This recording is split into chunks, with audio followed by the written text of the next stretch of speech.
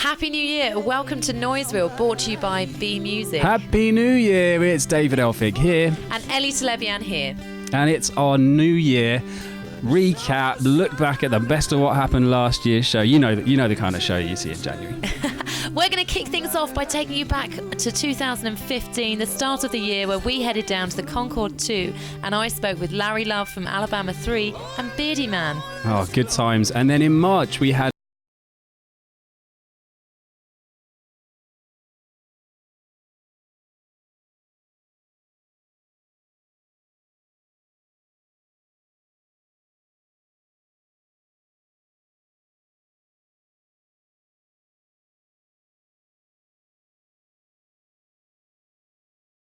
been performing You Are the One acoustically for us, which was beautiful, and I was just explaining to Larry that actually made me cry.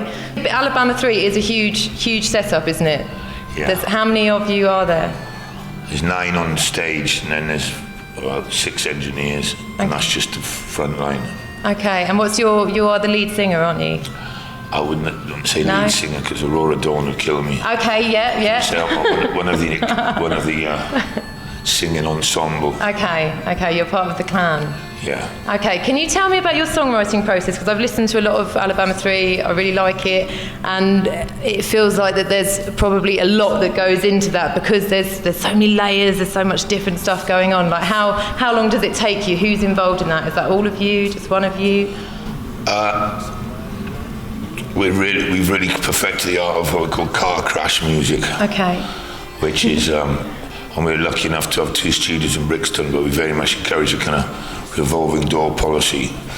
And recently we've been working with a lot of youth who we just get into chucking a lot of beats, and then we'll throw in a 64-year-old pedal steel guitar player and kind of look at each other weirdly, and then from that kind of those collisions comes these different ideas. But I mean, we were mixing country western blues with techno 20 years ago, whatever. So mashup or scrambling music is quite kind of, I think, inevitable, and a lot of young bands these days are doing that. There's no respect for genres anymore, which is great.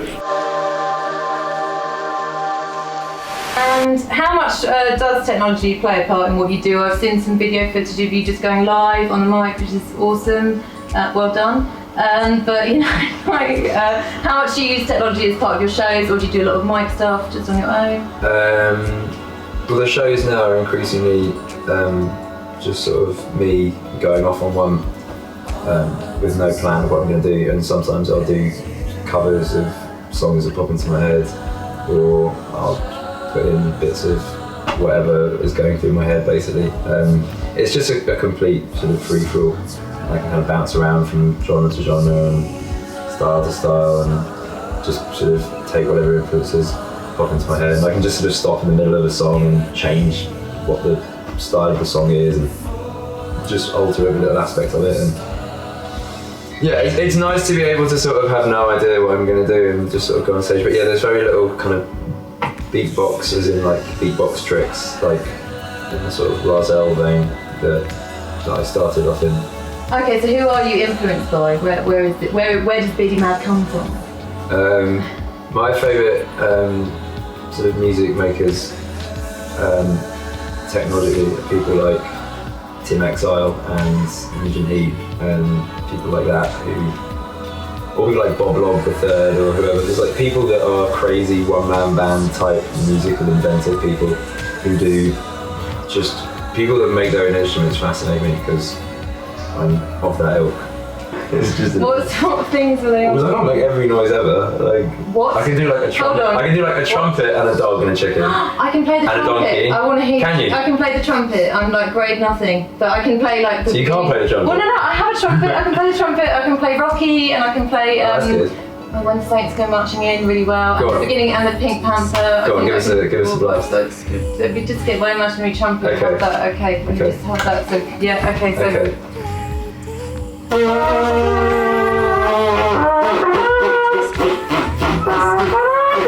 was going to do the noise for you, you were just blowing raspberries. I thought we were going to do a double act, but you just... Okay, then we can do it. I know you said this time. You made a mockery of the whole bit. Okay, there we go. I've got it out. I've got my thing in. I'm positioned. Okay, go.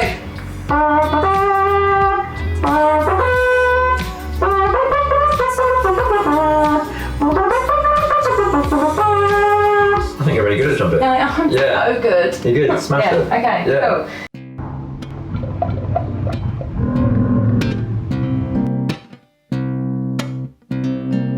I guess I was naturally born bad, like Mallory scorn bad. I'm actually still mad, like Amityville dads, and anarchy feels rag. Calamity's my bag, I clutch it manically entangled in the straps. I'm low on energy, but high on bars. Higher par, hide my scars, laugh, then I ask, was I always dark? I wanna make a mint achieve more than treble. High up on a seesaw, scared to make a free fall. Always a lover with the subtlest strand of psychosis, groping in the crowd for my hand. Always a man to abandon me, backhanding me, cut me off from fans and friends and close family. I'm always Mallory, damaged and poor. Infamy, they've got it in for me, they'll drown me, I'm sure. Whore, witch, drown her in the sea. On a wave of mutilation, I'll wash up back on Brighton beach. Then you'll see that I was no more than a messed up girl. Born good, turned bad by this messed up world. Born good, turned bad by this messed up world. Born good, turned bad by this messed up world. And then you'll see that I was no more than a messed up girl. Born good, turned bad by this messed up world. Born good, turned bad by this messed up world. Born good, turned bad by this messed up world. And you went down to the screening of that, didn't you, Ellie? I did. I went to the screening of that, and I also went to another recent screening from a movie made by Kevin Wright, focusing on the punk scene in Brighton. He's really talented, and I love his passion for everything musical in the city. Google Kevin Wright at Right Way Productions. He's making lots of films and he's based in Brighton, which we like. We love that. Next up, a bit of a brass off, and we meet the Hot 8 brass band, who actually performed in Brighton's lanes, brought it to a standstill in, I think, late summer. Yeah. And also the Hypnotic brass ensemble, who you met. I did meet them back in April, and man, that was a big highlight for me in 2015. A great bunch of guys, really talented. They performed for us. We shot it in one take. It was fantastic. Actually, a couple of DJs from True Thoughts heard our music and they reached out to us, and the response that we got was unbelievable from it being 3 DJs. So they put it out on the table. We were interested, and it was like a match made in heaven, man. We appreciate it. That's what really brought us to True Thoughts, Jim. Just hearing our music and having a vision, and it was a common interest. It's been a match made in heaven, man. How has it benefited you as a band?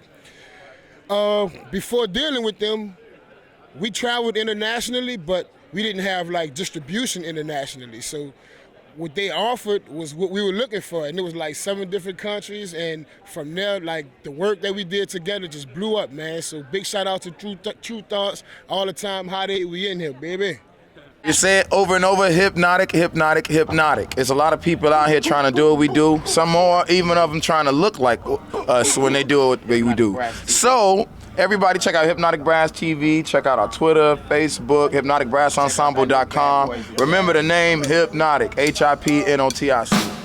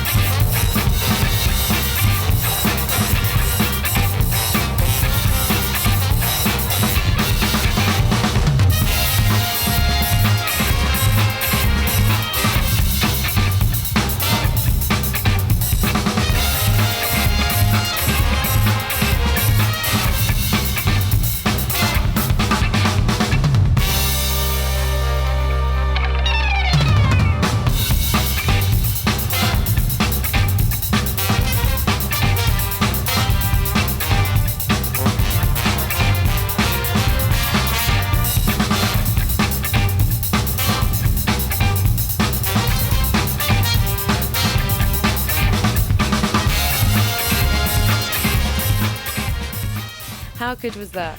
Oh, they are amazing, and we were really lucky to get that. It's brilliant. Come back after the break and we're going to take a look over the festivals that we attended in 2015. Enjoy the adverts. Welcome back to part 2 of Noise Reel, brought to you by Bmusic. I hope you had fun in the break. Ellie and I were chatting about the festivals we went to last year, and oh man, we must have got up to like 10. We did, or 12. We were all over the South Coast getting our party on. All over that, all over that. I mean, things like the Festival of Sound in New Haven's Fort. Mutations. The Brighton Music Conference. Breakout Fest. Yeah, Mammoth Fest. Yeah. Together the People by 1 Inch Badge as well. But there were 3, I think, that kind of stood out for us, didn't they? Absolutely, yeah. We had a fantastic time when we went down to Shakedown, Oxjam, and The Great Escape. Yeah, Shakedown. It was summery, it was dancey, it was amazing. You had a great time I talking had a to great Ensemble. time. It was a really good day. Yeah, The Great Escape, for the just colourful array of bands there were walking around the town, and we've got a great interview with Pity Sex, which we forgot to fit into our show last year. Sorry about that, Pity Sex, but we'll get it in now. And finally, Oxjam, which was probably the best collection of South Coast or Brighton-based artists I think I've ever seen in one day. It was amazing, and we had a really good interview with Paperboy, who are a decent little band from Brighton. Enjoy. Tell them why we're wearing sunglasses so they don't think we're pretentious. Because the lights are really bright and we are quite pretentious.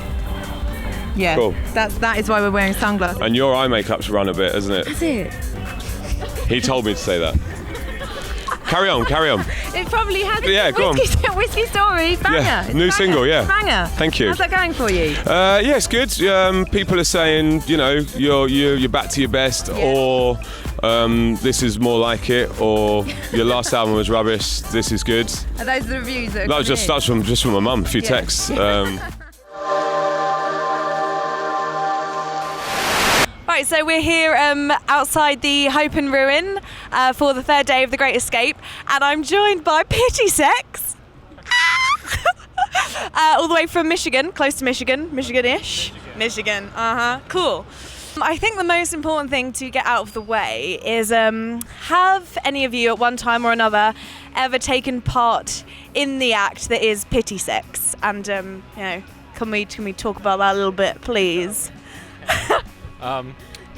I'm gonna say we're all virgins. We're all virgins. We're aspiring to have sex at some point. I'm not. She's not.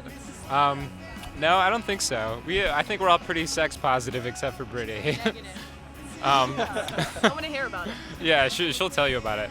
No, yeah, I think we like the name as something that makes people uncomfortable because I think it's like stupid and it shouldn't. But it's definitely not something we aspire to. Okay. Sex negative, Brittany. Don't have sex until you're married. Not even then. Don't do it then either. Just don't. Is there a gig in the UK that you are like most looking forward to or most nervous about, or I don't know, is there like any kind of expectation, or you know, or you just, so is it all a bit of a blur? You just take every day as it comes? Yeah.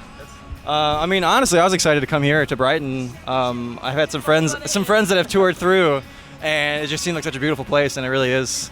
Yeah. Anybody? Same.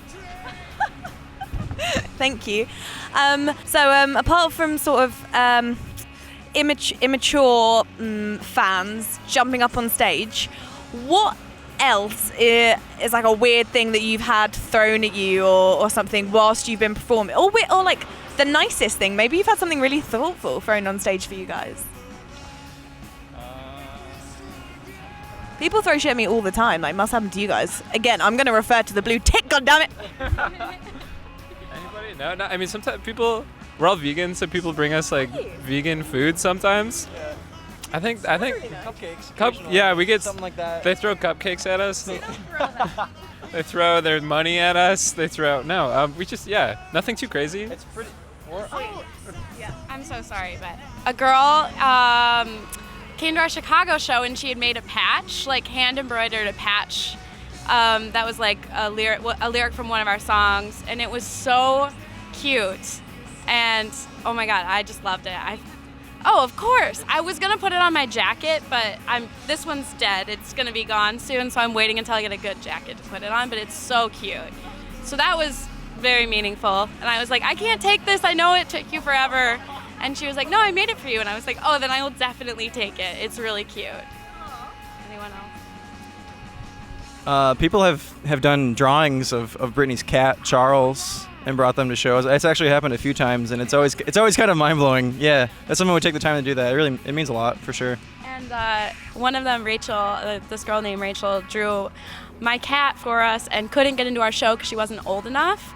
And so I was like, well, here, take all of our shirts. And then she actually ended up designing 2 shirts for us because I loved her artwork so much. We were like, let's do it. And they were some of our best-selling shirts. So, yeah. Rachel Arfin, she's a great drawer.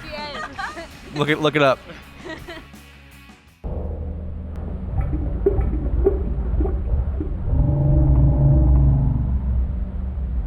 I was going to say, tell us about the new releases. Anybody? Natty knows all about The new releases, where do I start with these? The new releases, they're good. They're slightly different, more mature sound, I guess. Instead of just doing some ska and some pop stuff, it's a little bit more to it. So maybe a few more listens, but by the time you've finished listening to them 5 times, you start making sense of it, I guess. So 5 times. 5 times. That's a 5-time minimum on those songs. So yeah, and then I guess it's more soul-y. We're looking at Charlie's experimenting more with soul vocals. We're trying to just stick away from just doing pop and ska, really. Finding things with a little bit more to it. Yeah. Cool. So you're headlining Oxjam. It's a charity event. Have you got lots of rich fans who are going to donate a lot of money tonight? To be honest, money's the issue of some of our friends not coming to this gig, and it was the difference of it was the £2 difference between £3 and £5 that put them off. So, yeah, cover their costs, unfortunately. So you're subsidising fans to make the Albert busy, but they're not going to be giving money to Joe. I'm not sure this is how it's supposed to work. Rock and roll. We were pretty chuffed when Skint invited us down to their exclusive VIP-only 20th birthday bash. So, of course, Bmusic rolled in there, all the DJs, wall-to-wall celebs. We had a great time. And even Norman Cook was enjoying himself. Happy birthday, Skint. She's shaking like 2 big old balloons in a hurricane. Purple afro wig, got a hand on hip, let the backbone slip, back the aisle, back the aisle, back the aisle, back the aisle, and I looking straight at me, yeah, looking straight at me. Happy birthday to you, happy birthday to you, happy birthday, Skint Records. Happy birthday from Fatboy Slim. Thank you very much. It's been a really great year for lifting the lid on the Brighton's electro music scene. As you know, we headed down to BMC, and back in August we caught up with Crafty Cuts, Seamus Haji, Matt King, DJ Format, Timo Garcia and JFB. A particular highlight of that show was a scratch tutorial with me from JFB until it went wrong, but we're not going to show you that bit. We're going to show a little bit. You almost broke his deck, Ellie. Yeah. We're just going to show you the good bit. We're going to show you the good bit. And if you want to watch all 3 of JFB's scratch tutorials, go onto our YouTube channel, youtube.com/thisisbmusic. Happy New Year to you all. Enjoy 2016. Bye-bye. Okay, so you're known for your scratch routines, obviously. Can you describe them to me a bit? How does it all work? Yeah, you can get any track and then beat juggle or scratch with it and make a kind of arrangement with that. But what I like to do is I like to chop up the tracks in the computer, not always, but a lot of the time, and then do things like, for example, get a well-known riff, like track, and then chop it up so that I can scratch the riff but make it sound in the same arrangement. Okay. So for example, here I've got like Voodoo People by Prodigy, but actually the Pendulum remix, and so like I've chopped up the main riff, so if I were to just play it now without scratching it, it would sound a bit weird. But that first bit, I've like chopped it up so that I have to scratch it. So okay, it like, let's get stuck in.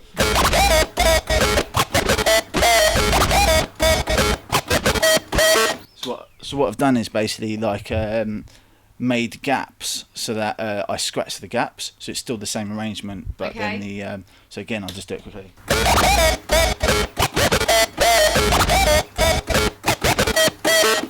And then you can make that as like complicated or as simple as you like, basically.